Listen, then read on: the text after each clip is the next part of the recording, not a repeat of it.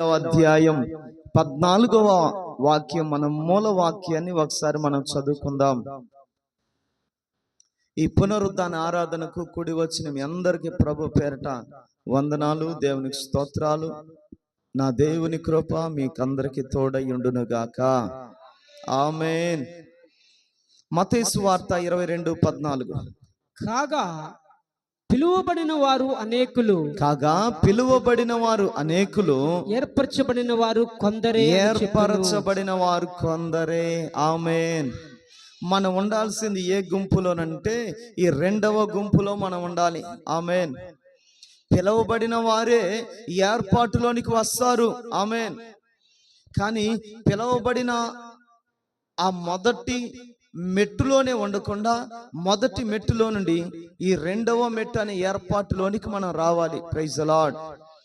ఈ ఏర్పరచబడినటువంటి వారు కొందరే అంటుంది వాక్యం. ఆ కొందరులో మనమున్నామా లేమా?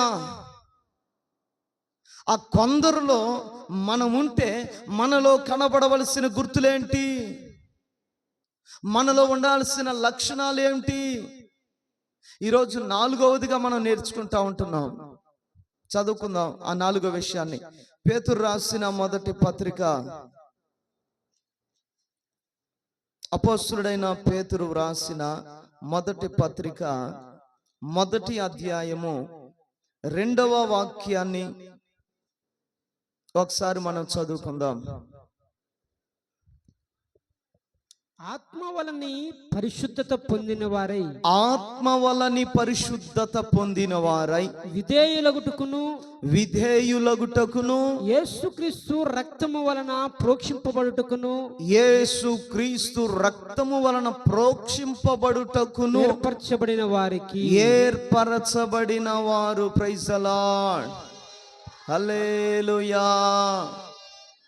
ఏర్పరచబడిన వారిలో కనబడుతున్నటువంటి 4వ అంశములోని ఒక 3 లక్షణాలు కనబడుతున్నాయి. ఏర్పరచబడిన వారిలో కనబడేటువంటి లక్షణాలు 4వ దాంట్లో నుంచి ఎన్ని ఉన్నాయి? ఇక్కడ 3 అంశాలు ఉన్నాయి. నంబర్ 1, ఆత్మ వలని పరిశుద్ధత. ఆమేన్. చెప్పండి. Praise the lord. హల్లెలూయా. ఆత్మ వలని పరిశుద్ధత. పరిశుద్ధాత్మ ద్వారా పవిత్రపరచబడిన అనుభవంలో ఉంటారు వీరు. వీరి అనుభవాలు వేరుగా ఉంటాయి. ఇంకా మారు మనసులోనే ఉండరు వీరు. బాప్తిస్మం అనే రక్షణ పొందుకున్న తర్వాత ఆ రక్షణలో ఉన్న ఆశీర్వాదాలు పొందుకుంటూనే అక్కడే ఆగిపోరు వీరు.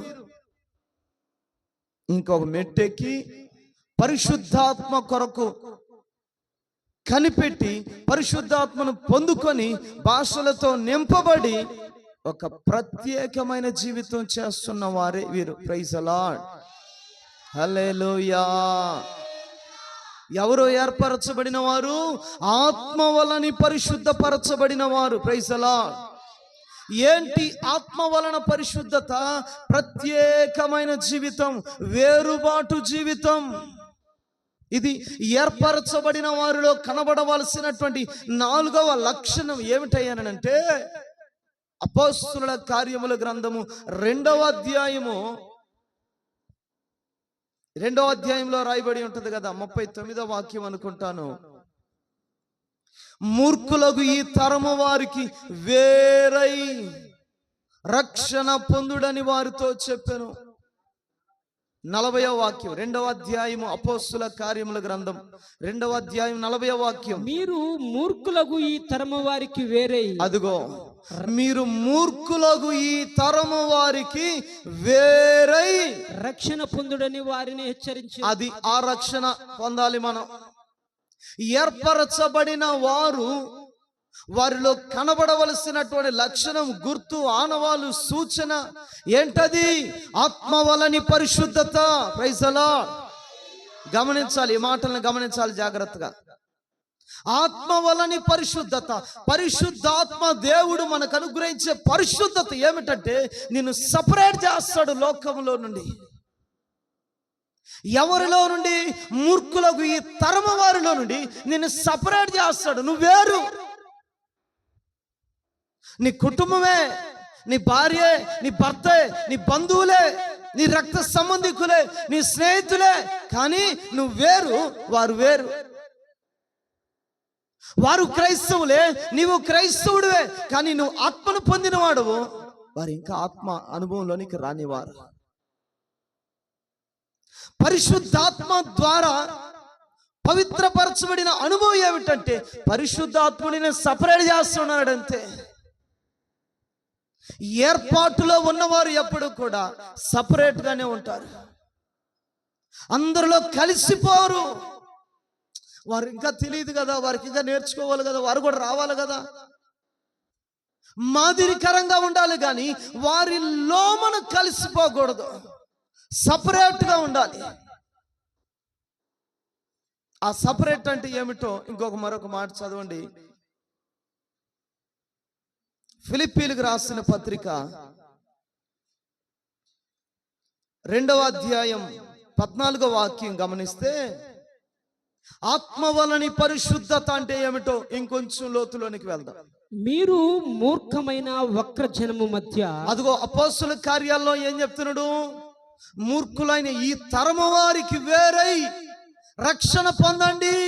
మూర్ఖులకు, ఈ తరము వారితో మీరు కలిసిపోతే రక్షణ పొందలేరు, పొందినా కాపాడుకోలేరు అని వాక్యం అంటుంది. ఇక్కడ ఫిలిప్పీ పత్రికలో ఏం రాస్తున్నాడు? మరలా మీరు మూర్ఖమైన వక్ర జనము మధ్య, మూర్ఖమైన వక్ర జనము. వక్రం అంటే ఏంది? వంకర టెంకర, తిన్నని మార్గములో ఉండరు, సరైనటువంటి ట్రాక్ లో ఉండదు మనస్సు. ఎటు పడితే అటు వెళ్ళిపోతూ ఉంటుంది. ఇటువైపు ఇల్లు పిలిస్తే ఇటు వెళ్ళిపోతుంది, ఇటువైపు ఇల్లు పిలిస్తే ఇటు వెళ్ళిపోతుంది, అటువైపు ఏదైనా ఆకర్షణీయంగా ఉంటే అటు వెళ్తుంది, ఇటువైపు ఆకర్షణీయంగా ఉంటే ఇటు వెళ్తుంది. సర్పం కరెక్ట్ గా ఒకే రూట్ లో పోదు, నేరుగా స్ట్రైట్ గా పోదు.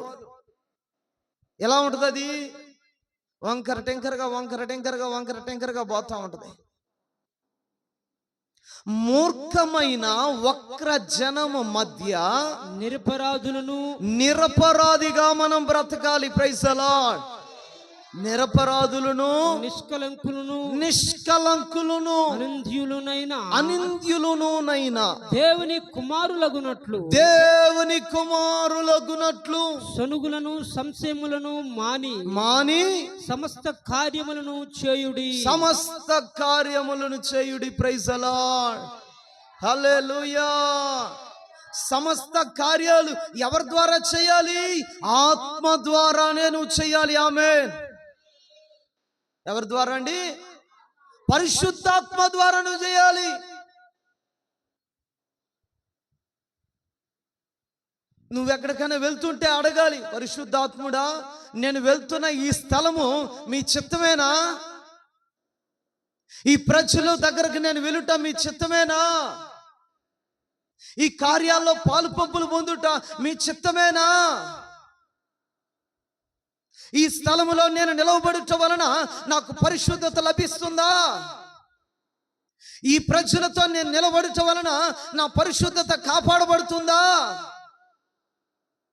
ఆ గ్రహింపు కలిగి పరిశుద్ధాత్ముని సహకారముతో మనం అడుగు వేయాలి.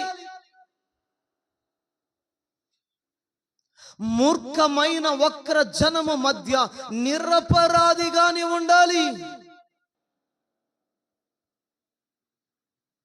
అన్యులతో మనం కలిసిపోయి ఉంటే, నామకార్థమైన వారితో కలిసిపోయి బ్రతుకుతుంటే వారు అంటారు, వారి చుట్టుప్రక్కల ఉన్నటువంటి వారు అంటారు, అరే మా ఇంటి దగ్గర కూడా చర్చికి పోయే వాళ్ళు ఉన్నారు, వాళ్ళు కూడా షబ్బబ్బా అని అంటారు.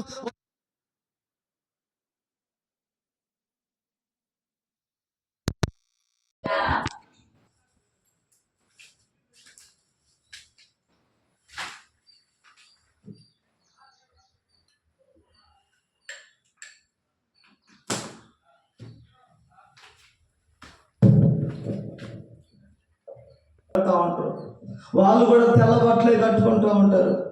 కానీ మాకు ఏదైనా పెళ్ళిళ్ళు జరిగినా, ఏదైనా ఆచారాలైనా, ఏదైనా సాంప్రదాయం అన్నీ చేస్తారు వాళ్ళు. నీదేంది పెద్ద వాళ్ళ విచిత్రంగా ఉన్నవే, నువ్వు విచిత్రంగా భక్తి చేస్తున్నావే, విడ్డూరమైన భక్తి చేస్తున్నావే అని అంటారు. అప్పుడు నువ్వేమైపోయావు? నిరపరాధిగా ఉండగలవా? నీ మీద అపరాధాన్ని మోపుతున్నాడు అన్యజనుడు. మాతో కలిసిపోయా ఉంటున్నాడు. వాళ్ళు క్రైస్తవులే, వాళ్ళు ఆత్మను పొందారన్నారు, భాషలు మాట్లాడుతున్నారు, తెల్లబట్టలు కట్టుకున్నారన్నారు, వాళ్ళు ఉపదేశం అన్నారు, పెంతెకోస్తు సంఘం అన్నారు, కానీ మాతో కలిసిపోయినారు వాళ్ళు. కానీ నువ్వు అనుకుంటున్నావు సపరేట్ అని. కానీ నీతో కలిసిన, నువ్వు ఎవరితో అయితే అన్యజనులతో కలుస్తున్నావో, నామకార్థమైన వారితో కలుస్తున్నావో, భక్తిహీనులతో సంగతి చేసే వారితో కలుస్తున్నావో, వారు సాక్ష్యం చెప్తున్నారు, వారు మాతో కలిసిపోతూ ఉంటున్నారు. ప్రత్యేకంగా ఉండి వారి మీద నేరారోపణ చేస్తూ నిన్ను అపరాధిగా చేస్తూ ఉంటారు. వారు మాతో వాళ్ళు కలిసిపోతున్నారు. నీదే పెద్ద భక్తి అంటావు, మీదే గొప్ప సంఘం అంటావు, మీదే పెద్ద బోధ అంటావు. అప్పుడు మనం నిరపరాధులుగా ఎలా ఉండగలం? నిష్కలంకులుగా ఎలా ఉండగలం? ఏ మచ్చ కూడా లేని వారముగా ఎలా ఉండగలం? యేసయ్య అంటున్నారు, నా యందు పాపం ఉన్నదని మీలో ఎవడు స్థాపించును అని. కానీ అన్యజనులు, భక్తిహీనులు, నామకార్థ సంఘాలకు వెళ్ళేవారు మనల్ని చూసి ఏమనాలి? మనల్ని చూసి ఏమనుకుంటారు? ప్రైజ్ ది లార్డ్, హల్లెలూయా. నిజంగా చెప్పగలరా? వీరు లోకానికి వేరుగా బ్రతుకుతున్నారు. సంప్రదాయాలకు, కట్టుబాట్లకు, పద్ధతులకు, మనుష్య ఆచారాలకు, మనుజాశలకు వేరే బ్రతుకుతున్నారు వీరు. మనల్ని గురించి మనుషులు చెప్పగలరా? ఈ లోకంలో పుట్టినప్పుడు ఒక ఆచారం, పెళ్ళైతే ఒక ఆచారం, చచ్చిపోతే ఒక ఆచారం.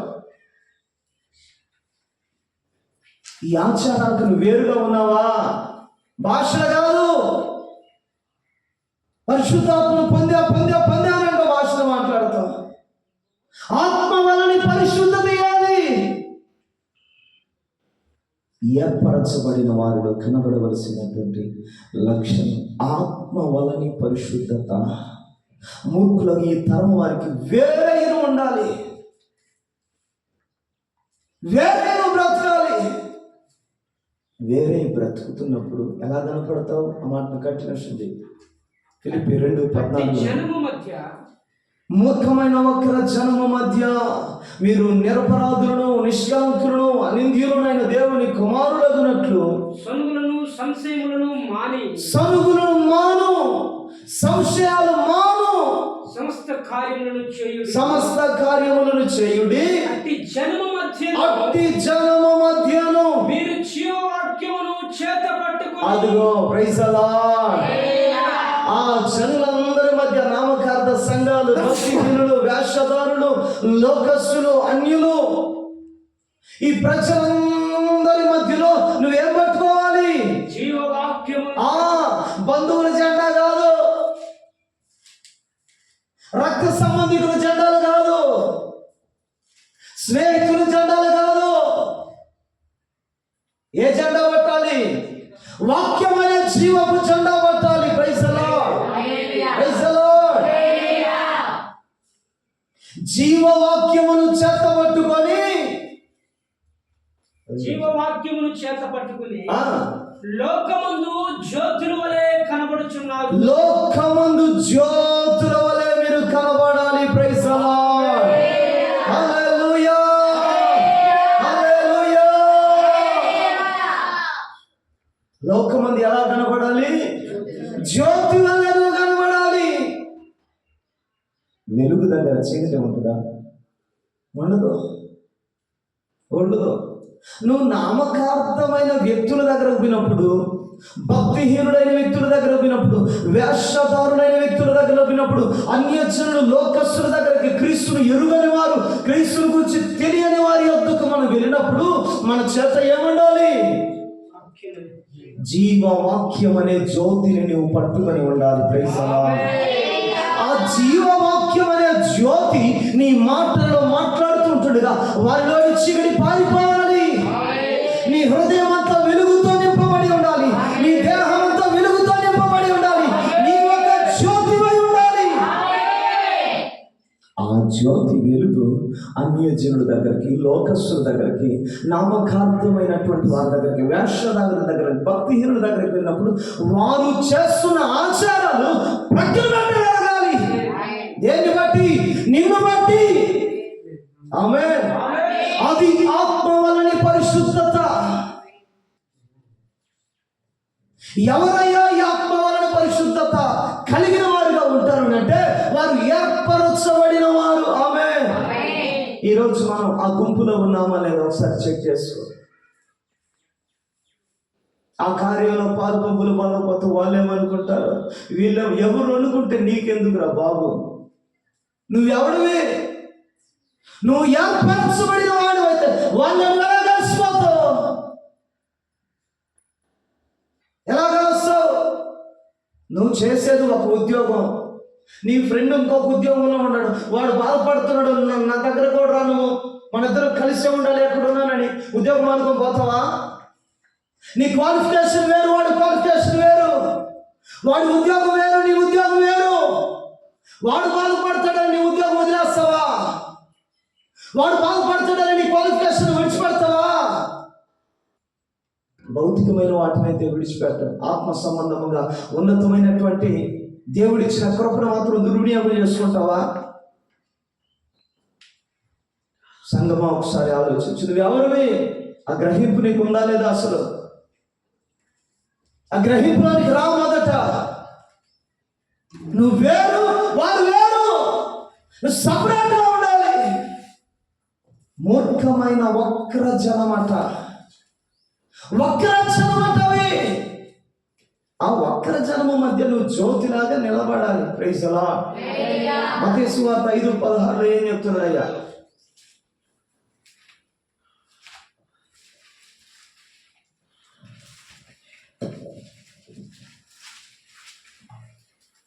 మనిషి అదిగో గమనిస్తున్నారా? మీ తండ్రిని మహిమపరచునట్లు నీవు దేవుని కుమారుడుగా ఏర్పరచబడిన వానివిగా మూర్ఖమైన వక్ర జనము మధ్య జ్యోతుల వలె మనం నిలబడినప్పుడు ఎలా ఉండాలన్నా తెలుసా?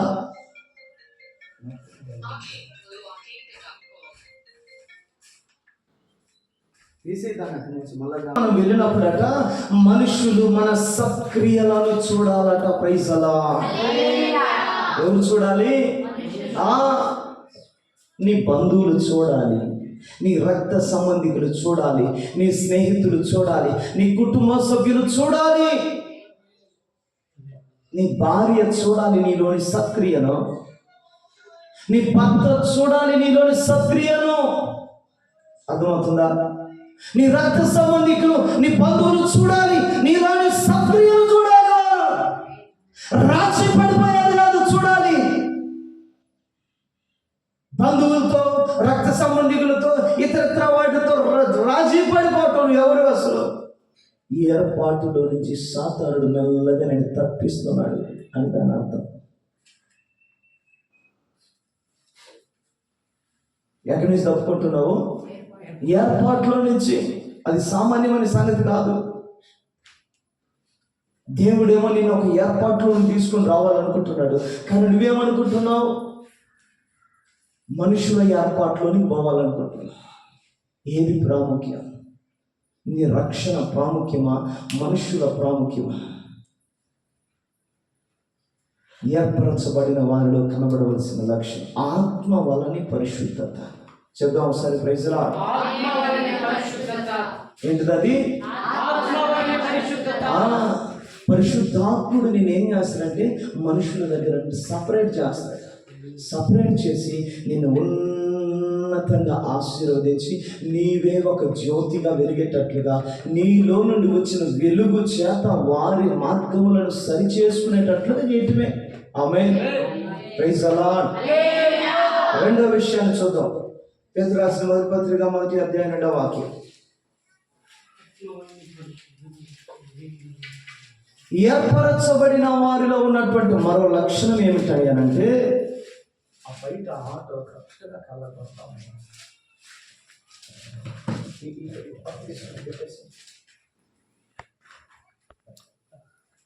కరెక్ట్గా కళ్ళకొస్తా ఉంది.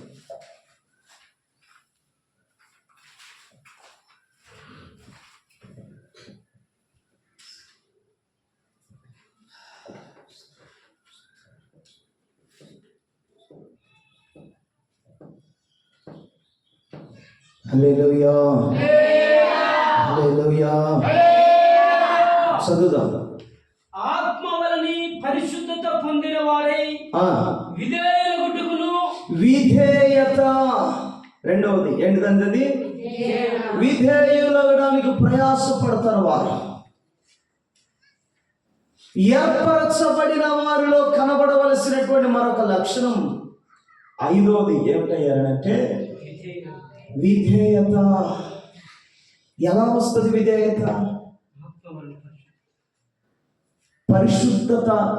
ఆత్మ వలని పరిశుద్ధపరచబడిన వారే విధేయులుగా ఉంటారు. ఆమేన్. విధేయత రావాలంటే ఎవరి ద్వారా? ఆత్మ వలన పరిశుద్ధపరచబడిన వారి. ఆమేన్. ఆ విధేయత ఇంకొక కోణంలో ఎలా వస్తుందో చూద్దాం. హెబ్రీయులకు రాసిన పత్రిక 5వ అధ్యాయం 8వ వాక్యాన్ని ఒకసారి చదువుదాం. ఆయన కుమారుడైయుండియు యేసుక్రీస్తు దేవుని కుమారుడైయుండి తాను పొందిన శ్రమల వలన విధేయతను నేర్చుకొనెను. Praise the lord. యేసుక్రీస్తు దేవుని కుమారుడైయుండి తాను పొందిన శ్రమల వలన యేసయ్య శ్రమలు పొందటం ద్వారా విధేయతను నేర్చుకున్నాడట. ఆమేన్. చెప్పండి ఆమేన్. యేసయ్యకు విధేయత కావాలంటే ఏం కావాల్సి వచ్చింది? శ్రమలు కావాల్సి వచ్చిందట. Praise the Lord. మనకు శ్రమలు వస్తే మనం ఏం చేస్తాం? బాధపడతాం, ఏడుస్తాం, దుఃఖపడతాం, అవసరమైతే చర్చి కూడా మానేస్తాం, 4 రోజులు ఎవరితో బలకం. శ్రమ ఏం చేస్తుందంటే, మనకు వచ్చే శ్రమలు, మనం పడే శ్రమలు ఎలా ఉంటాయి అంటే, అవి మనం పెట్టుకున్న పేర్లని అవి శ్రమ. మళ్ళీ బాధగా ఉండబ్బా శ్రమ. కానీ యేసయ్యకు కూడా విధేయత అవసరమైందట. విధేయత అవసరమైతే యేసయ్యకి ఏమి ఇచ్చారట? శ్రమ. శ్రమల ద్వారా విధేయతను నేర్చుకున్నాడట. ఆయన నేర్చుకోవటం ఏంటి? విధేయతను. ఆయన నేర్చుకోవటం ఏంటి? విధేయతను. ఇంకొంచెం లోతులోనికి వెళ్దాం. హెబ్రీయులకు రాసిన పత్రిక, హెబ్రీ కాదండి, యోహాను సువార్త 14వ అధ్యాయం, యోహాను సువార్త 14వ అధ్యాయం 15వ వాక్యాన్ని ఒకసారి చదువుదాం. మీరు నన్ను ప్రేమించిన ఎడల నా ఆజ్ఞలను గైకొందురు. Praise the lord. Praise the lord. ఏమిటి విధేయత అంటే? దేవుడు మనలో ఏది చూడాలని ఆయన కోరుకుంటున్నాడో ప్రేమతో మనం చేసేటువంటిదే విధేయత. దేవుడు మనలో కొన్ని విషయాలను చూడాలని ఆయన కోరుకుంటున్నాడు. మనలో చూడాలని దేనినైతే దేవుడు కోరుకుంటున్నాడో దాన్ని విధేయతతో చేయటమే, ప్రేమతో చేయటమే విధేయత. ఆమేన్. దేవుడు కోరుకున్నటువంటి దాన్ని ప్రేమతో చేయాలి మనం. ఆమేన్. అది విధేయత. ఏంటలా? ఏం చేయాలి? 23వ వాక్యం. మనం ప్రేమిస్తే ఏం చేయాలి? నన్ను ద్వేషించువాడు 23 15:23 14:23 నువ్వు 15వ వాక్యం చదివావు. యేసు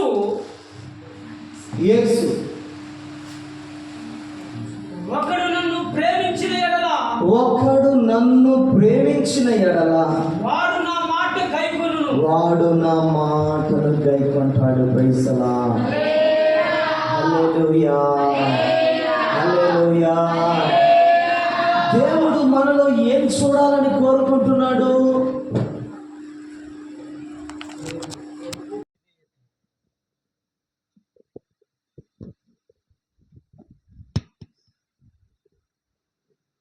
ప్రేమతో కూడిన విధేయత. ఆమేన్. ఒకసారి అందరం చెప్తారమ్మా, మరొకసారి. నువ్వు కలవయ్యా వాళ్ళ పాపం, వాళ్ళందరూ ఒక శబ్దం ఉన్నారా? Praise the Lord. ప్రేమతో కూడిన విధేయత, అది మనలో చూడాలనుకుంటున్నాడు ఆయన. అందుకు యేసయ్య అంటున్నాడు, ఒక్కడు నన్ను ప్రేమించిన ఎడలా వాడు నా మాట నా గైకొనును. ఆజ్ఞలను గైకొంటాడు. ఆమేన్. ఆయన ఆజ్ఞలను గైకొనాలట. అక్కడ కనపడుతూ విధేయత. యేసయ్య ఏం చెప్పారు? విధేయతను నేర్చుకోవడానికి ఆయనకు శ్రమలు అవసరమయ్యాయట. శ్రమలు ఎప్పుడు వస్తాయి? ఆజ్ఞలు అనే సరిహద్దు మనం గీసుకుంటే వచ్చేస్తాయి. ఆజ్ఞలు అనే సరిహద్దు, ఆజ్ఞ అనగా సరిహద్దు. ఏం మాట్లాడాలి, ఎలా మాట్లాడాలి, ఎంతవరకు మాట్లాడాలి, ఎవరితో మాట్లాడాలి, ఎక్కడ కూర్చోవాలి, ఎక్కడ నిలబడాలి, ఎవరితో సహవాసం చేయాలి, ఏ కార్యక్రమంలో పాల్గొనాలి, ఎక్కడ పాల్గొనకూడదు, ఇవన్నీ సరిహద్దులు. ఈ సరిహద్దులో నువ్వు ఉంటే ఎలాగా? ప్రేమతో, ప్రేమతో విధేయత చూపాలి. పాస్టర్ మమ్మ అక్కడ పానివ్వలేదు, మా బంధువులు బాధపడతారు, వాళ్ళు కుమిలి కుమిలి కుమిలి కుమిలి బాధపడతా ఉంటాం. కొన్ని సందర్భాల్లో ఉన్నావు కానీ మనసంతా ఎక్కడుంది? అక్కడెక్కడో కార్యక్రమంలో ఉంది. అది విధేయతనేనా? అది ప్రేమతో కూడిన విధేయతనేనా? కాదు. యేసయ్యకు విధేయత అవసరమైతే యేసయ్యను దేవుడు ఎక్కడికి చెప్పాడు? శ్రమలకు అప్పగించాడు. Praise the lord. ఆ శ్రమలు ఎలా ఉంటాయో చూద్దాం. కీర్తన గ్రంథం 119:67.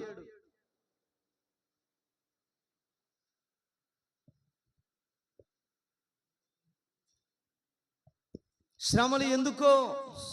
శ్రమ శ్రమ కలుగక కలుగక మునుపు నేను త్రోవ విడిచి తిని. Praise the lord.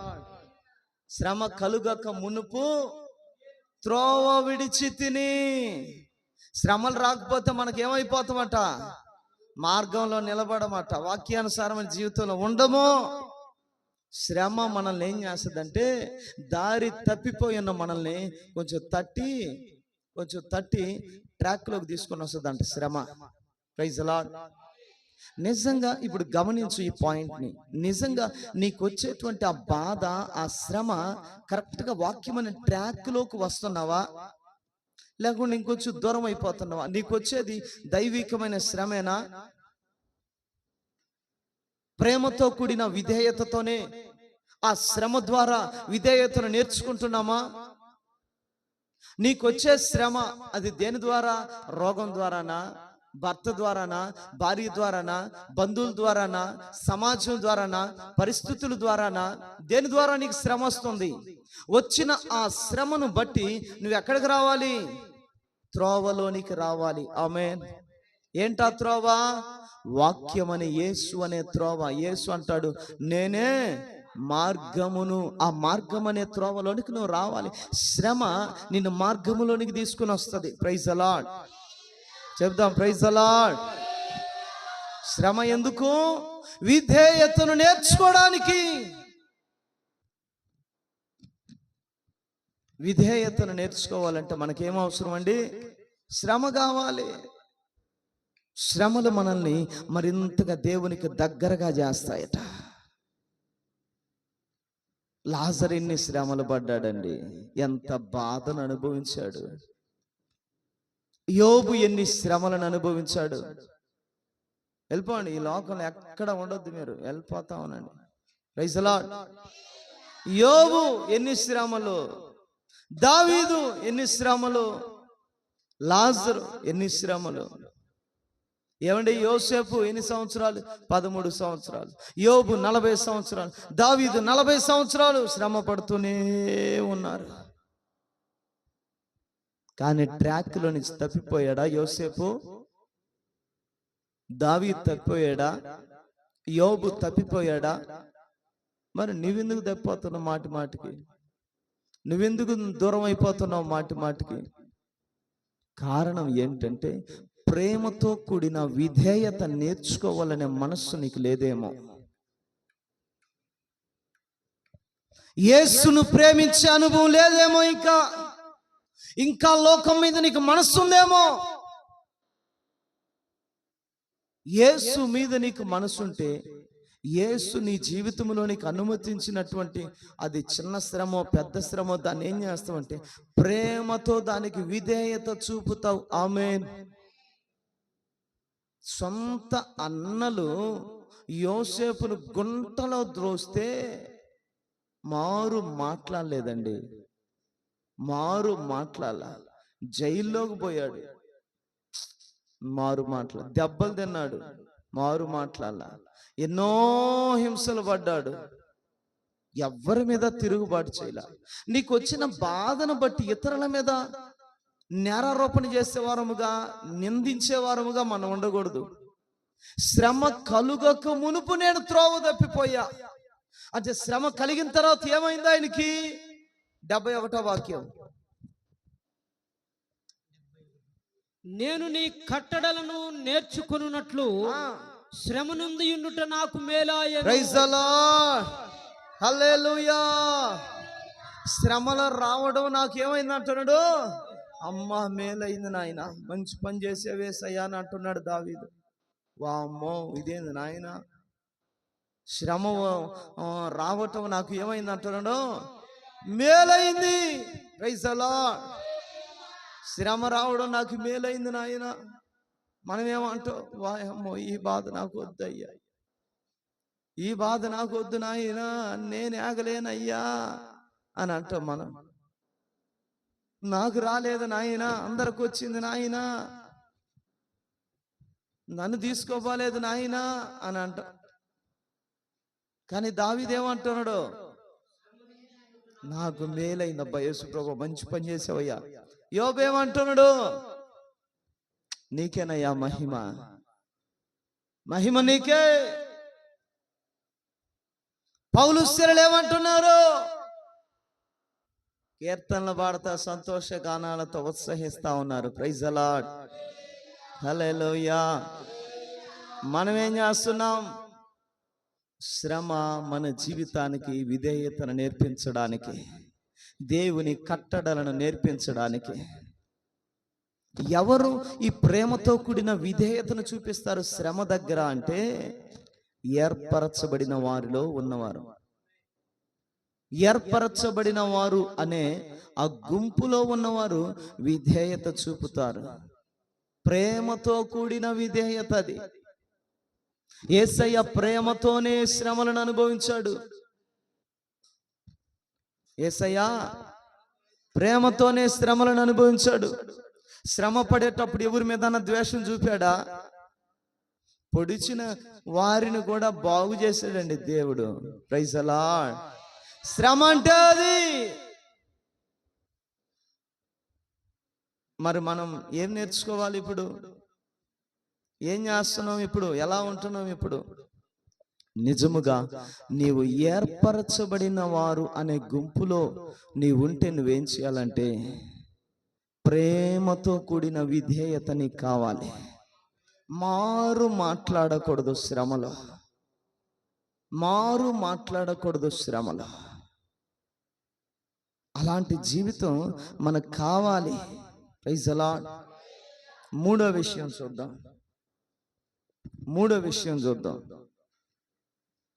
నంబర్ 1, ఆత్మ వలని పరిశుద్ధత అంటే ప్రత్యేకమైన జీవితం. మూర్ఖులకి, తరము వారికి వేరే రక్షణ కాపాడుకోవటం. రెండవది ఏంటి? విధేయులవ్వడానికి ప్రయాసపడటం.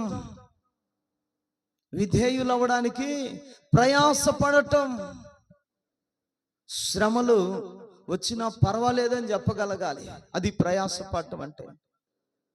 శ్రమ వస్తే మంచిదేలే, రాని శ్రమలు రాని మంచిది, అది మనకు. ఒక నిమిషం అడుగుతామా? కళ్ళు మూసుకుందామా?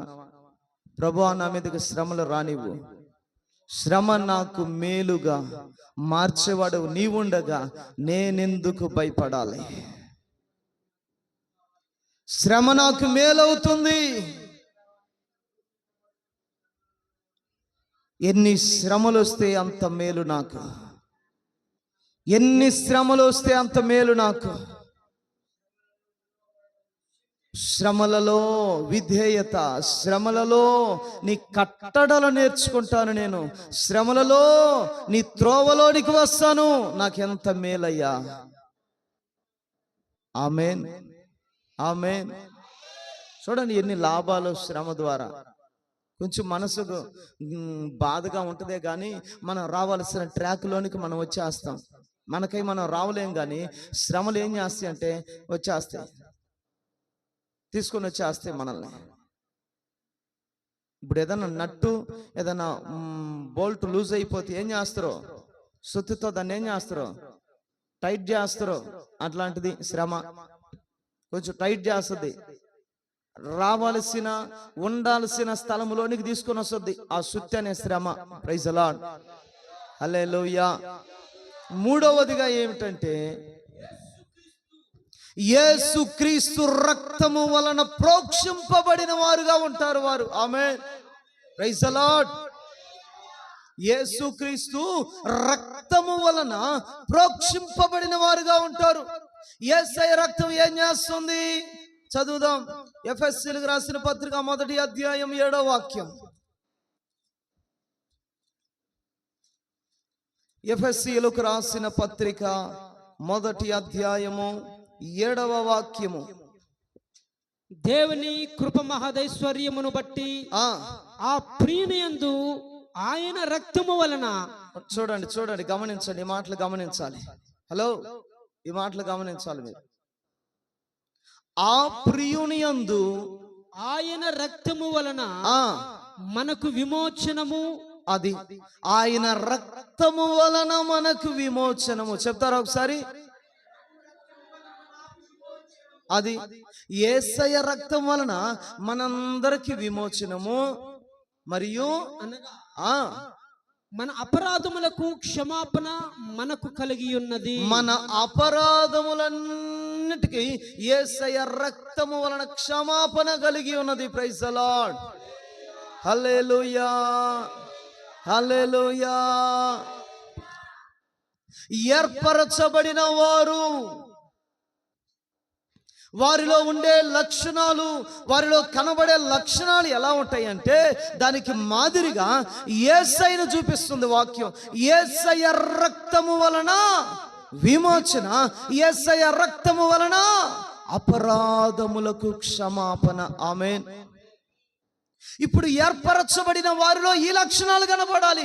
ఏంటా లక్షణాలు? రక్తము చిందింపబడాలి. ఆమేన్. దేనికి? విమోచనము కొరకు. Praise the lord.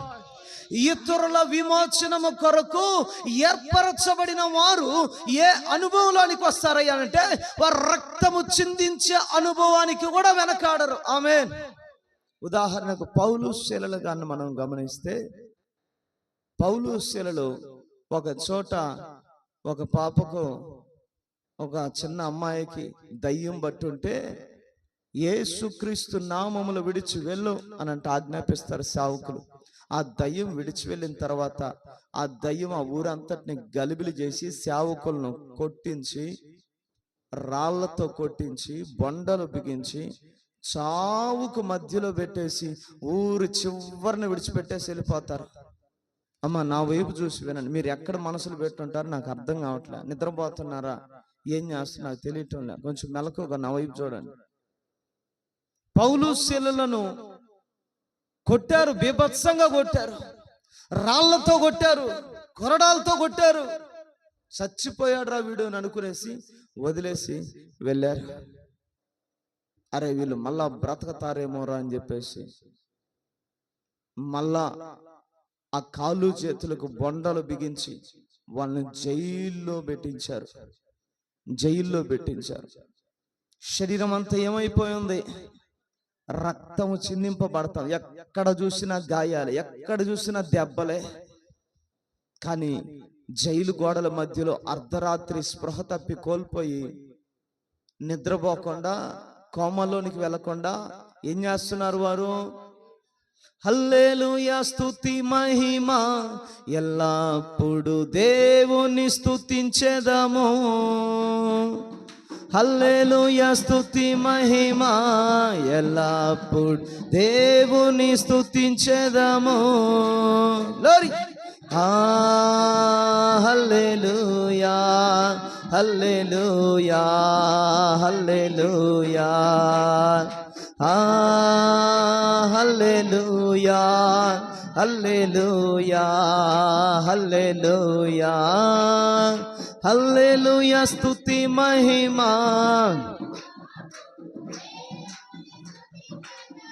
హల్లెలూయా. ఇద్దరు సేవకులు శరీరం అంతా రక్తం చిందింపబడతా ఉంది, గాయాలు ఉన్నాయి, దెబ్బలు ఉన్నాయి. వీరు జైలు గోడల మధ్యలో బండలు బిగించి ఉన్న కాళ్ళ మధ్యలో నుండి స్వరం వినబడతా ఉంది. ఈ స్వరం స్తుతి కీర్తనలు పాడుతా ఉన్నారు. Praise the lord.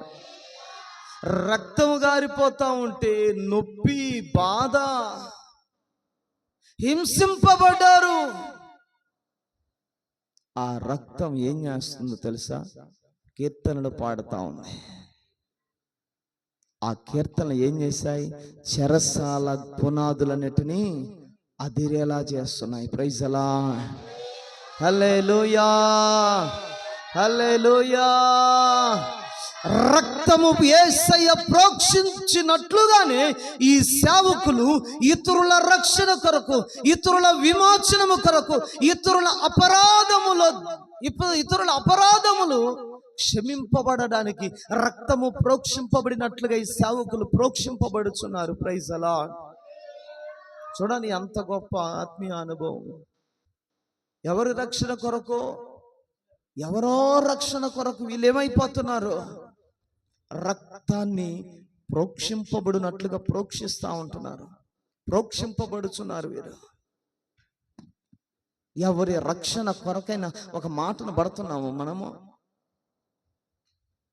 నా ఇంట్లో వాళ్ళకి రక్షణ కావాలని చెప్పి అంటే అన్నారు, నేను పడతా, వాళ్ళ రక్షణ పొందాలంతే.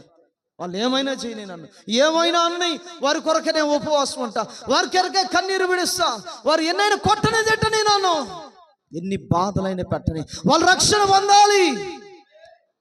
ఉన్నామా మనము? మమ్మల్ని ఆ విధంగా వదిలేసి వెళ్ళిపోతే వాడు ఏం చేయాలండి? కీళ్ళు కాళ్ళకి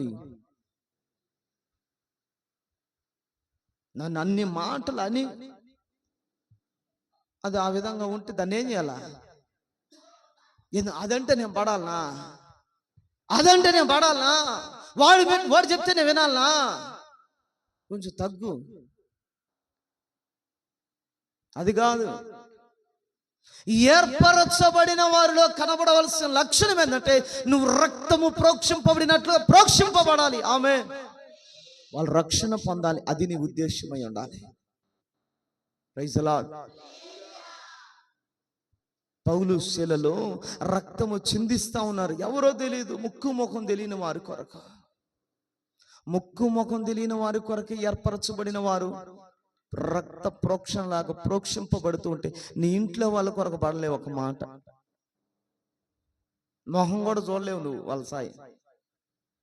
మళ్ళీ నేను ఎక్కడో చేర్చుకోలేసయ్యా, ఏర్పరచబడిన వారి గుంపులో చేర్చుకొని నీకు నిత్య జీవం ఇవ్వాలా? నీది ఎంత కుళ్ళిపోయిన బుద్ధి అనుకోవాలి చెప్పు. నువ్వు నీ పాసి ముఖం వేసుకొని. సేవకులు ముక్కు ముఖం తెలియని వారి కొరకు ఏం చేయబడ్డారు? రక్తం కారిపోతుంటే సంతోషంగా స్తుతిస్తా ఉన్నారు. మన ఇంట్లో వాళ్ళ కోసం మనం ఏం చేస్తున్నాం? వాళ్ళ ముఖం కూడా చూడం మనం, వాళ్ళ ముఖం చూసి మాట్లాడం మనం. ఇదా? ఇది కాదు, ఇలా కాదు. ఏర్పరచబడిన వారుగా మనం ఉండాలి. ఆమె ఇతరుల రక్షణ కొరకు, ఇతరులకు విమోచనము కొరకు యేసయ్య ఏ విధముగా రక్తాన్ని చిందించాడో ఏర్పరచబడిన వారు కూడా, గుంపులో ఉన్నవారు, వారిలో కనబడాల్సిన లక్షణం ఏంటిది?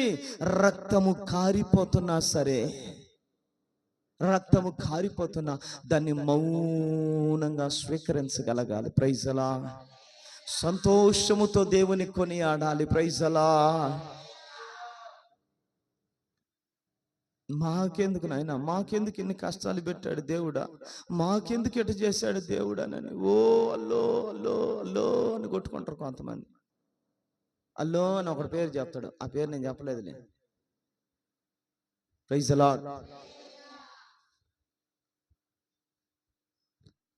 ఇతరులకు విమోచనము కొరకు రక్త ప్రోక్షణ జరిగింది. అపరాధములో నిమిత్తమై వారిని పాప క్షమాపణ కలుగు చేయట కొరకే రక్త ప్రోక్షణ జరిగింది. అపరాధములనే క్షమించిందంట రక్తం. ఆమేన్. అపరాధం అంటే ఏంటి? చెయ్యకూడని పాపం, చెయ్యకూడదు నువ్వు అసలు అలాంటిది, చాలా అసభ్యకరమైనటువంటిది. అలాంటి వాటికి కూడా యేసయ్య రక్తం ఏం చేసిందంట? పాప క్షమాపణ కలుగు చేసింది. ఆమె నేను ఒక చిన్న మాట అంటే చాలు, జీవితకాలం గుర్తు పెట్టుకుంటే ఇక క్షమించలేవు ఆ మనిషిని. నన్ను ఎట్ట చేశాడు, నన్ను ఎట్ట చేశాడు, నన్ను ఎట్ట చేసింది, నన్ను ఎట్ట అన్నాడు అంటే అర్థం ఏంటంటే నా హృదయం అంతా కుళ్ళిపోయిందిరా, నా కుళ్ళిపోయిన మనసుతో నీకెందుకురా నాయనని నీ కుళ్ళు బుద్ధి బయట పెట్టడం. అది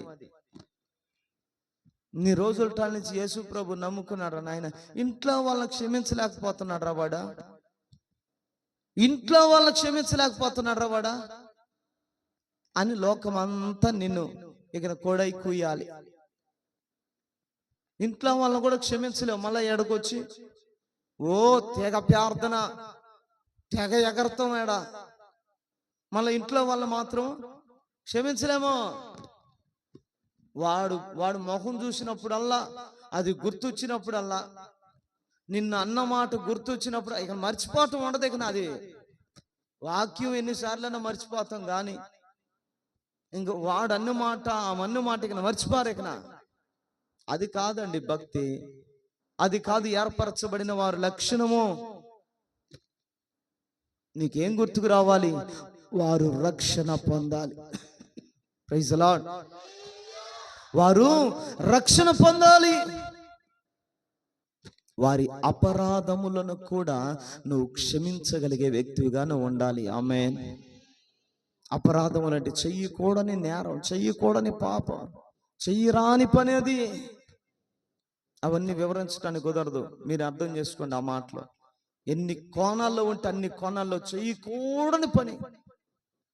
అలాంటి వాటిని కూడా మనం ఏం చేయాలంటే అపరాధాన్ని ఈజీగా క్షమిస్తారు. ఎవరు? వారు ఏర్పరచబడిన వారు. ఆమేన్.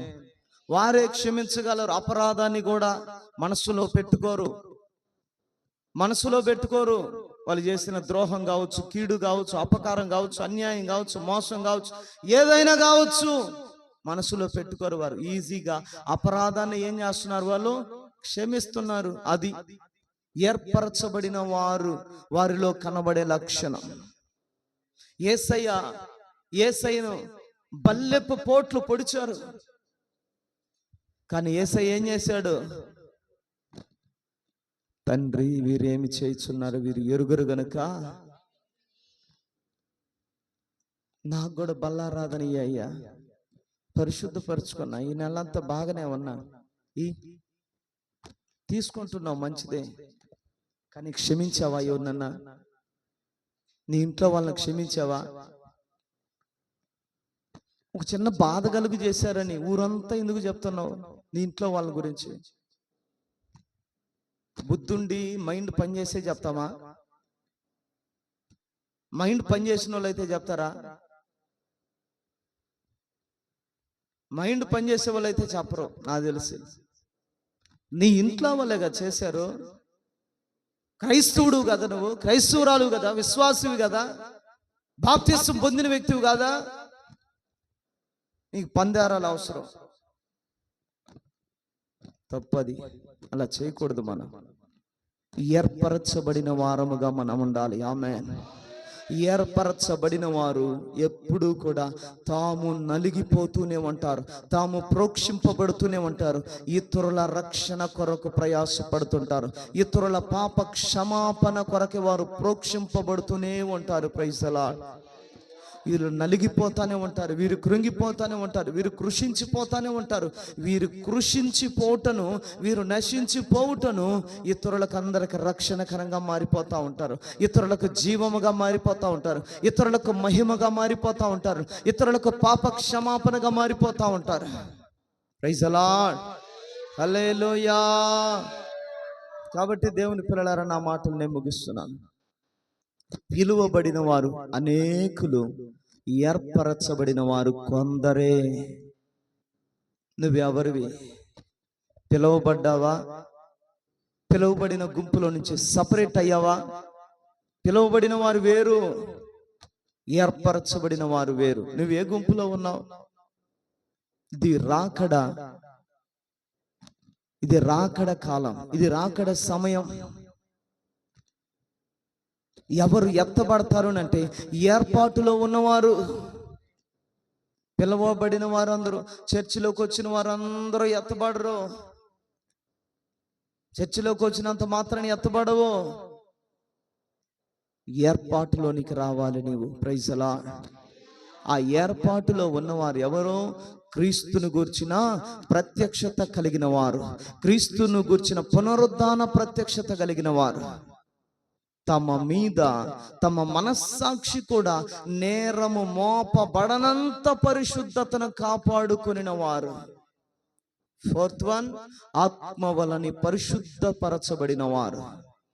విధేయులవ్వడానికి శ్రమలైనా పర్వాలేదు, శ్రమలలోనే నా జీవితాన్ని కట్టుకోగలనని ప్రయాసపడేటువంటి వారు. తర్వాత ప్రోక్షింపబడిన వారు. రక్తము ప్రోక్షింపబడినట్లుగా, కల్వరి సిలువలో యేసు తన రక్తాన్ని ప్రోక్షించినట్లుగా తమ్మును తామే ఇతరుల రక్షణ కొరకు, ఇతరుల విమోచనము కొరకు, ఇతరుల పాప క్షమాపణ కొరకు తమ్మును తాము ఏం చేయబడతారంటే వీరు ప్రోక్షింపబడే వ్యక్తులుగా ఉంటారు. Praise the lord. దేవుడు మన వినికిడిలో ఈ మాటలను ఆశీర్వదించునుగాక. లేచి నిలబడదాం, ప్రార్థన చేసుకుందాం.